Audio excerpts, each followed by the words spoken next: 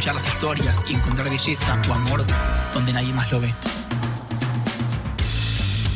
Con Juan Sclar, todavía con una papita en la boca. ¿Cómo estás, Juancito? Buenas tardes. ¿Qué tal, Matías Clemente Milce? ¿Cómo les va? Hola. ¿Cómo está usted? Tengo preguntas. Preocupado, estoy preocupado. ¿Te costó mucho hacer esta columna porque te metés con Me meto con el número uno. Maradona, claro, sí? Sí. Es que ya se metió con Maradona. Pero Maradona ya está más vilipendiado y cobró y fue pasado por el barro mucho más que John Lennon. John Lennon está demasiado aprobado. Sí. Su lado B es poco conocido. Ícono de la paz, además. Sí, como es... la contradicción maradoniana ya había sido discutida Pero a la vez mucho. es un rockstar, digamos. O fue un rockstar, digamos. Era, qué sé yo, era el bardo de la banda también. No está muy instalado eso, decís. No es el bardo de la banda. No. No es el bardo de la banda. Esto es otra cosa. No es el bardo de la banda, no es el bardo de la época tampoco. Las cosas que vamos a hablar de John Lennon trascienden un poco su contexto histórico. Y te quiero decir algo con respecto a esto que estaba diciendo Matías también. Los últimos 5 años de Lennon, si querés, los últimos años de Lennon, la imagen de Lennon es un tipo profundamente enamorado, muy dedicado a su hijo, con su último disco muy de amor. Y no sé si esto condice con toda la realidad, ¿no? Woman, Mother, un par de temas que sobresalen. Bueno, vamos a cubrir Por ahí todas, no lo define. todas esas aristas. Antes de meterme, un brevísimo anuncio de que los cursos virtuales del Cuaderno Azul, los cursos cortos virtuales del Cuaderno Azul, ya están online. Así que quiera hacer cursos por Zoom o cursos asincrónicos. Tenemos cursos donde puedes venir y escribir cuando querés. Puedes hacerlo desde arriba de un buque. De hecho, está pensado para gente que por ahí vive embarcada o se mueve mucho y no sabe cuándo puede escribir. Tenemos los cursos asincrónicos del Cuaderno Azul. Bien. Voy con un disclaimer, que es que, un poco lo de siempre, me voy a manejar con los datos mega chequeados o con los testimonios de gente muy cercana, los testimonios del mismo Lennon. Hay muchas historias de Lennon. O sea, vos puedes agarrar libros y trascendidos y anécdotas por donde quieras. Voy a mantenerme con como muy bajito, volando muy bajito con la data que yo creo que es firme y es indiscutible. Bien. Unos datos básicos, porque no todo el mundo conoce la vida de Lennon, que van a ser clave para entender después cuando la cosa se ponga un poquito más picante. Lennon nace en el 40, cumpliría 82 años este año. Nace durante la Segunda Guerra Mundial. El padre, Freddie Lennon, está y no está en los primeros años de vida y más o menos a los 5 años se toma el buque para siempre. Su mamá era medio pispireta, le gustaba la vida y la tía presentó un par de quejas frente a los servicios sociales de Liverpool diciendo que mi hermana no cuida bien a su hijo y finalmente Julia le entrega a su hermana Mimi la tenencia de John y John termina siendo criado. No sabía eso. Termina siendo criado por sus tías. Cuando John tiene 17 años, su madre muere en un accidente de tránsito y su padre no va a reaparecer hasta entrados los 60. Es decir, John Lennon va a entrar en el secundario, la facultad y el estrellato sin papá, con una mamá muerta y solamente cuidado por sus tías. Bien, es una infancia con mucho dolor. Esto no digo para exculpar a nadie, pero un poco vamos entendiendo el contexto y la clase de personas. No justifica, explica y pone en contexto. Exactamente. Bueno, Lennon es un pibe muy rebelde, es muy bardero. En sus propias palabras, era el niño que los otros padres decían no te juntes con él. Y esto ya como medio desde el jardín. Y para cuando llega a la juventud, esto se transforma en violencia y alcohol. De hecho, Lennon se refiere a su época de facultad como una very long drinking session, una sesión de escabio muy larga. Bien, el episodio representativo de esa época es que en el cumpleaños 21 de Paul, John tiene 22, casi 23, Bob Waller, que era el DJ de The Cavern, le dice, che, contanos lo que pasó con Brian en España. Brian Epstein, el manager de... Dale, todos sabemos, dale, contanos. Medio dando a entender que había habido una historia de amor gay entre Lennon y Brian Epstein. Mira. No estaba muy deconstruido John en ese momento porque que le dijeran puto. De hecho, son las palabras que usa Lennon para referirse al episodio. Dice... sentí que hablaba como de mi inner faggot, de mi puto interior, y lo cagué a trompadas. Y de hecho lo manda al hospital y casi lo mata. O sea, para un poquito antes de matar al DJ de The Cavern. Macanudo. Pero vamos a las historias de amor, que supone que es lo que atraviesa a Cazador Solitario. La primera esposa de Lennon es Cynthia Powell, a quien conoce en la facultad. Son muy diferentes. Él es bocón, ya vemos que era violento, Bardo. un poco zarpado. Bardo, ella no, súper correcta, súper educada, muy tranquila. Y obviamente ese matrimonio no anduvo del todo bien. Tuvieron un hijo, Julian. Lennon va a ser un padre cero presente. Y va a ser un padre bardero, por supuesto, como lo que venía sucediendo en su vida hasta el respecto. Quizás lo que mejor habla de esa época es el testimonio de la empleada doméstica, que salió hace unos años, ya hace poco, hace 15 años, el testimonio de la empleada doméstica en el juicio de divorcio, diciendo que Lennon era un padre ausente, poco interesado, que le pegaba al nene, que decía, no cinturonazos, pero que le daba como bofetadas porque el nene no tenía los modales en la mesa correctos, cuando el nene tenía, lo que la mucama decía, sus modales eran mejor que lo promedio, que se drogaba, bueno, que se fumaba porro, igual años 60, la mucama estaba horrorizada por eso, que dejaba la droga tirada por ahí y que cuando Cynthia no estaba metía minas en la casa. Bien. El comportamiento de John Lennon durante el primer matrimonio incluye violencia física y voy a leer el testimonio de Cynthia Powell. Después esto lo subimos a las redes, esto es públicamente accesible, está a 1 clic y medio de distancia. John era muy celoso y muy posesivo. Creo que de hecho lo aceptó él más tarde en una entrevista en su vida, pero a mí no me lo aceptó. Yo estaba al tanto de sus celos, pero no de su violencia, porque no había visto nada hasta ese momento. Nunca me dio una gran golpiza, solo me dio una bofetada y yo me golpeé la cabeza contra una tubería. Y pensé, no he experimentado esto nunca y no quiero ver algo así nunca de nuevo. Lo dejé y me tomó 3 meses perdonarlo. Lo amaba, es tan sencillo como eso. Estaba desesperadamente arrepentido y no lo volvió a hacer.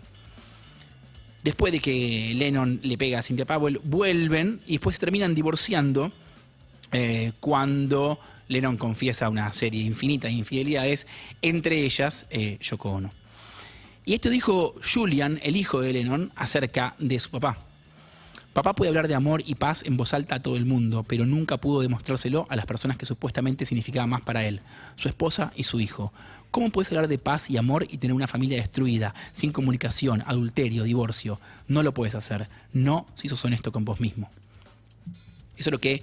Testimonio de la mujer y del hijo por ahora. Por ahora... Ni más ni menos. Exactamente.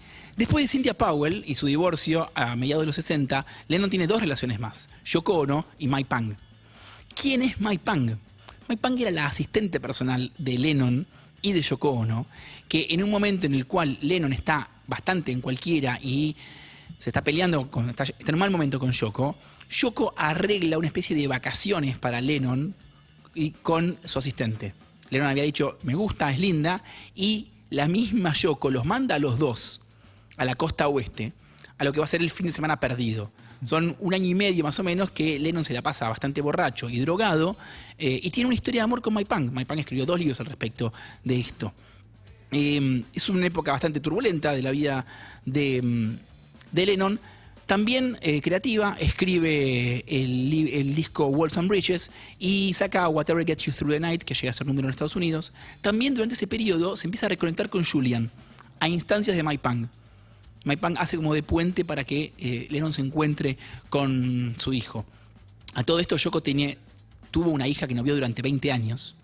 Porque, Yoko. Sí, Yoko, la media hermana de John y la media hermana del segundo hijo de Lennon, que es una chica que el papá se la llevó a una especie de culto.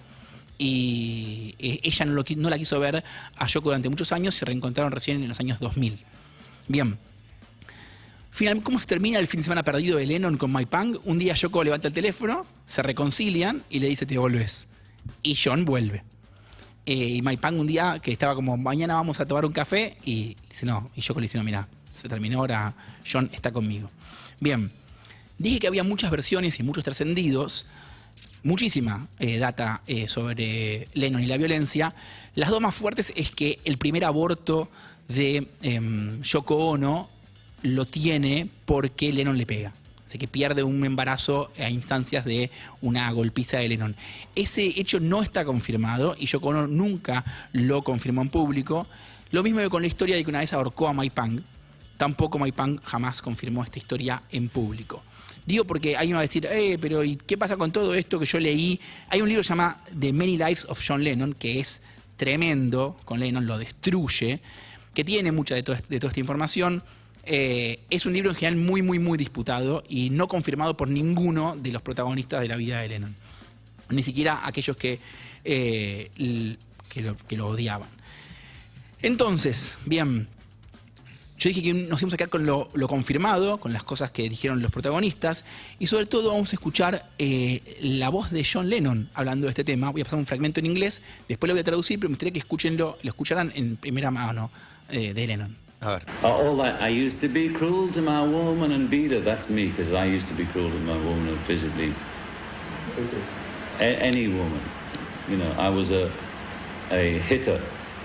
I couldn't express myself, and I fought men, I hit women, I was violent. That's why I'm always on about peace. It's the most violent. Bien, ahora voy con todo el fragmento traducido. Todo eso de solía ser cruel con mi mujer, le pegaba y la mantenía lejos de las cosas que ella amaba, que es Getting Better, la canción de los Beatles, eso era yo. Yo solía ser cruel con mi mujer, físicamente, cualquier mujer. Era un golpeador. No podía expresarme y pegaba. Me peleaba con hombres y le pegaba a mujeres. Por esto hablo todo el tiempo de la paz. Es la gente más violenta la que anda con el tema de la paz y el amor. Todo es su opuesto. Pero creo sinceramente en el amor y en la paz. Soy un hombre violento que aprendió a no ser violento y que se arrepiente de su violencia. Tendré que ser mucho más viejo antes de poder enfrentar en público el modo en que traté a las mujeres siendo joven. Esto es una entrevista a Lennon en el año 80 para Playboy. Está publicado el texto en internet y están los audios con la voz de Lennon diciendo, yo le pegaba a las mujeres. Entonces, más allá del testimonio de Cynthia Powell y lo que dijo o no dijo Yoko, o las mil historias que pueden ir ahí dando vueltas. Sí, ya está su declaración. Esta es la declaración de él, no hay nada que decir. Bien. Entonces nos enfrentamos, o parece que nos enfrentamos a el viejo caso de separación de obra y artista. Es decir, que vamos a hacer con John Lennon a la Día de la Paz, que públicamente dice, yo le pegaba a las mujeres. Y en plural. Y en una época de mi vida, no dijo una vez le pegué. No, era un hitter, dijo, ¿no? Un golpeador. Dijo, eso, ni siquiera le pegué, yo era un golpeador. Bien. Después del fin de semana perdido, esto es lo que contaba al principio Clemente. Después del fin de semana perdido, vuelve Lennon y medio que se rescata y se dedica los últimos 5 años de su vida, del 75 al 80, a ser un... Peace and love. No, amo de casa. En vez de housewife, house husband, decía. Y que hacía pan, horneaba pan y estaba con el nene y canta las canciones para el nene y está como más presente en la vida de su hijo. Y además reconoció sus errores. Digo, no es que se las mandó. De hecho, muchos de sus errores lo estamos sabiendo por él, reconociéndolos. Y pidió disculpas públicas y privadas. Cynthia, en el mismo testimonio el que yo leí, pero más adelante, cuenta que lo perdonó. Y Julian también. Y es muy linda esto de cómo Julian perdonó. Por supuesto que lo perdonó muchos años después de muerto.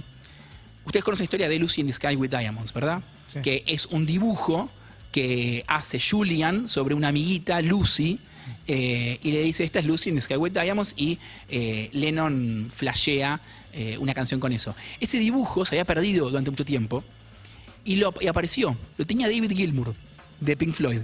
Increíble. Está el dibujo por ahí, lo tenemos y se puede ver. Y cuando, muchos años después, agarra Julian y se reconecta con su amiga Lucy. Y la va a ver y está casada. Muy buena historia. Bueno, y ella se muere de lupus. No. Un par de años después. Upa. Pero la mina no sabía que el tema era por eso. Era inimaginable, supongo. No sé si no había conectado, como no era tan pública la historia. El tema es que Julian la va a buscar, la encuentra, se conocen, se hacen amigos durante unos años. Después ella muere por complicaciones relacionadas al lupus y le hace una canción que se llama Lucy. Y cuentas más bien grandes, pero que pareciera por lo menos que estaba... Primero que tenía conciencia de sus cagadas, que lo veía como algo que estaba mal, y parecía que estaba cambiando, o que había cambiado en algún sentido, y que había sido perdonado por muchos de los involucrados en el tema. En algún sentido es como la curva típica de la redención del rock, que vimos con miles de personajes acá. Yo con Elton John, con David Bowie, con Lou Reed, siempre como algo de explosión y violencia juvenil, que después con el tiempo se va como calmando y van como rescatándose. Solo que Lennon queda trunco por la muerte a los 40 años. Bien, el problema con todo esto es que uno puede hacer como un poco la curva esa de Lennon y decir, ok, es un chabón que era violento, pero que cambió, pidió disculpas y fue perdonado. Pero esa curva, esa historia, que la podemos aceptar o no, no tiene nada que ver con el mito, con la hagiografía de Lennon, pacifista, Imagine y los anteojitos. Hay una mitología construida alrededor de Lennon que es como nociva. No sé, no tiene nada que ver con Lennon. Eso es para mí lo que... No tiene nada que ver con la historia que el propio Lennon cuenta de sí mismo. No tiene nada que ver con ni con lo que Lennon pensaba. Claro. Hay una frase muy buena de McCartney que dice, desde que se murió se transformó en Martin Luther Lennon. Esa beatificación... Pasa un poco con casi todos los muertos. Pero es muy loco porque no era algo en lo que Lennon creyera. No es que solamente Lennon no lo sostenía con sus hechos y con su intimidad y con sus problemas. Lennon, en miles de entrevistas, habla en contra de la santificación del artista. Y de hecho, voy a retomar la misma entrevista del año 80 de Playboy, donde dice, lo que pasa es que alguien aparece con una buena verdad. Y en vez de que la verdad sea observada, es la persona que trajo la verdad la que es observada. Se adora al mensajero en vez del mensaje. Y así hay cristianismo, mahometanismo, budismo, confucianismo, marxismo, maoísmo. Es siempre sobre la persona y nunca sobre lo que la persona dijo. Lennon detestaría el culto a la persona post-mortem que se hizo de Lennon.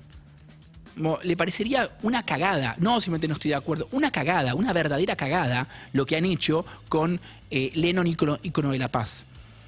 El entrevistador de Playboy le responde, pero tus canciones tienen un mensaje. Y dice Lennon, todo lo que decimos en las canciones es, esto es lo que nos pasa a nosotros. Es decir, están mandando postales. Yo no quiero que esto se transforme en yo soy el que ha despertado, ustedes son ovejas y les mostraré el camino. Eso es el peligro de decir algo. Es decir, Lennon mismo estaba a las patadas con la idea de que alguien que dice algo sea transformado en un profeta. ¿Qué es lo que hicieron? Transformaron a Lennon en un profeta de la paz. Me parece que yo estoy en términos generales en contra de santificar a cualquier artista, vivo o muerto, pero con Lennon es como no lo escucharon. No escucharon sus canciones, no escucharon sus entrevistas, no lo leyeron. Como, ¿por qué flashearon que Imagine era la representación de su persona y no una expresión de deseo?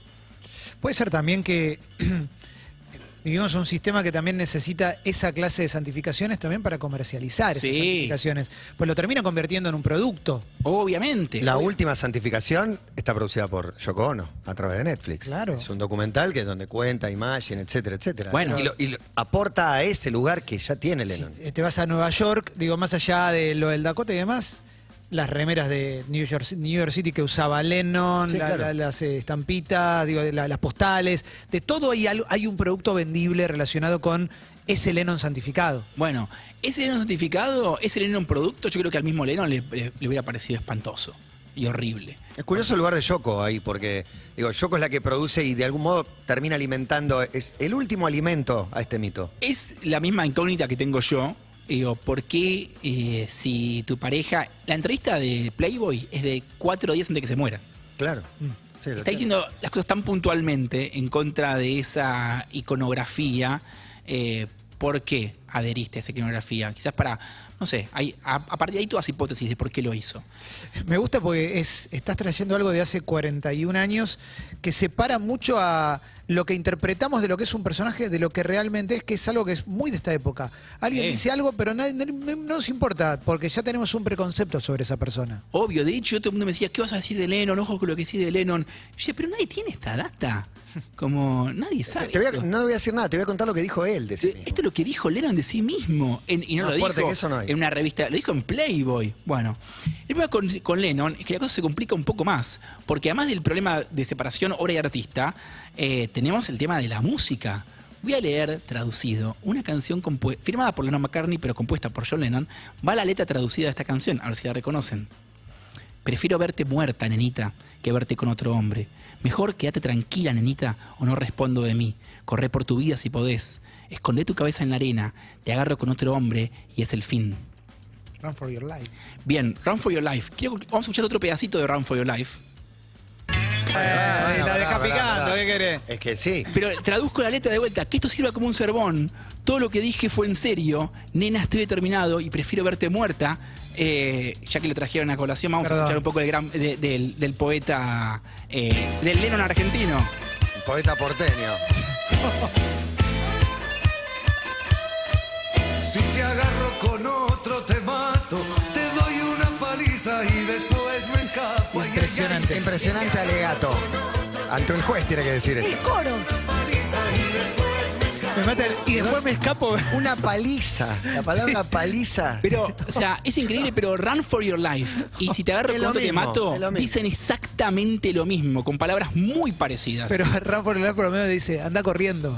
Sí, corre por tu vida porque si te agarro te mato. Es terrible, loco. Pero, o sea, es como la verdad es que, y uno dice, bueno, son canciones, pero a la luz de la biografía de Lennon, a la luz del mismísimo Lennon, aceptando en los años 80 que había sido un abusador y un golpeador de mujeres, uno escucha Run for Your Life y dice, pará, ¿qué estábamos haciendo? O sea, Cacho Castaña nos cagamos de risa y decimos, che, esta no es una canción que pasaríamos. No pasás si te agarro con te mato en el Chorigaves. Nunca. Nunca pasabas ese tema. Bueno, Run for Your Life. Podría sonar algún O día sea, perdidamente. pasa por ahí. Inadvertida. En Aspen un día alguien Sí. la dejó andando el Rubber Soul. Después de Toto, suena, sí. Y quedó andando. Entonces, alguien me podría decir, bueno, son canciones nada más. Pero si aceptamos que Imagine tuvo un efecto real sobre el mundo, un efecto político sobre el mundo, ¿por qué vamos a decir que Run for Your Life no tiene ningún efecto sobre el mundo? Es decir, ¿por qué no podemos imaginar a un adolescente de 16 años escuchando Run for Your Life y decir, como, se puede ser un celoso posesivo de mierda? Tengo otra, pero no sé si la vas a decir. Pero otra de Lennon solista, que también para mí tiene un efecto, si querés, similar, que es Jealous Guy. Sí. Que la letra también dice, no te quise, me puse celoso, estaba inseguro, no te quise lastimar. Pero ahí bueno. hay la, fíjate que la curva o el cambio entre una canción y la otra es que en Jealous Guy, primero que no habla de violencia física, sino habla de lastimarla, de celos, está diciendo como, se entiende en Jealous Guy que está mal.